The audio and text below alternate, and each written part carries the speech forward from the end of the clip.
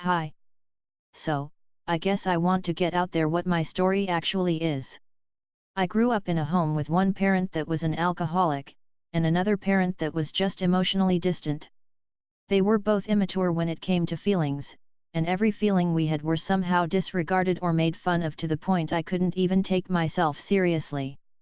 I would not even knowingly be affected if someone close in the family died.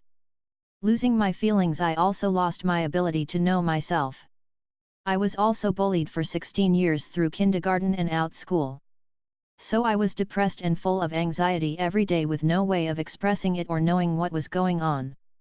It was just a constant feeling of everything is my fault and why am I so wrong. I moved out as soon as possible, and I moved far. I tried a couple more years of school from 18 to 21 years old. I had no social experience and no idea what a friend would look like or act like. So in those years I would accept anyone that would be a friend to me. I had an incredible skill at making up excuses as to why I felt bad about something someone did. I gave no one the responsibility for their own actions.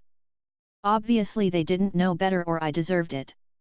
Or if it was a man, he did not know how to control himself. Exactly like when I grew up. I was in dire need to have control over my environment, while having none. Since that is impossible, I can in theory only be responsible for my own actions and not take blame for what other people do. Even when it's to each other, I struggle to not blame myself. I knew I wasn't right in how to be a human, but I had no clue what was wrong. I was disoriented beyond belief, and I did not have an own core of identity to pull me back. I stumbled around and walked in circle in a pitch black hole that was my life. Whenever I tried to be social, I was doing everything wrong. I still don't really know what I was supposed to be doing. I tried shaping myself to everyone's needs or do the complete opposite and failing miserably at both. I didn't know what I was doing was mirroring people. Basically mirroring their opinions and behavior, not being myself since after all, I didn't even have a self to be. I was not a fun person to be around.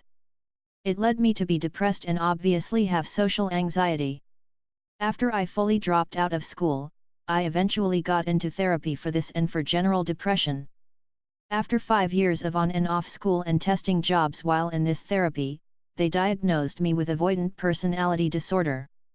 I'm still not much further in having a job or finishing school. It is very frustrating because I keep getting told that I am smart and have a lot to contribute, but I have a hard time believing it. Sometimes I do, but not enough to keep things consistent. Usually no longer than a hypomanic episode allows for. I always end up dropping out of things I want to be doing. Even when I try to make friend. Every friend I have, are people that for some reason pushed through to get to know me. I don't know how to share enough of me for someone to be interested. And if they are, I am sure they want something completely different from me, while at the same time being sure I have nothing to offer anyway. It's very conflicting. And I feel like I am on the emotional level of a 5-year-old. I used to think everyone else had the answer in how to be when being social. I was very easily shaped, but luckily I had no interest in trying out drugs or end up with a problem like my parent. So I didn't go down that road. I was and have always been very naive when it comes to people, that somehow someone would help me or that people deep down were nice people. Which would mean that I was a bad person. I have one friend that helped me when I was in my early 20s, she would help me when we were meeting people. Afterwards she would let me know what went wrong or what I did right, or if it was the other person that was just a bad person. This way I kind of don't do too much socially awkward things anymore. Or so I hope I don't. I still avoid being social and I have to prepare myself for being a wreck for weeks, or even years for possible mistakes. Because I want to be social so bad. I crave social interaction as much as the next person, but for me it's good enough to know I can reach out to someone. I am very comfortable being alone when I know there is a person out there I can talk to. This is my kind of friendship. I don't have the capacity to keep one that requires meeting several times a month.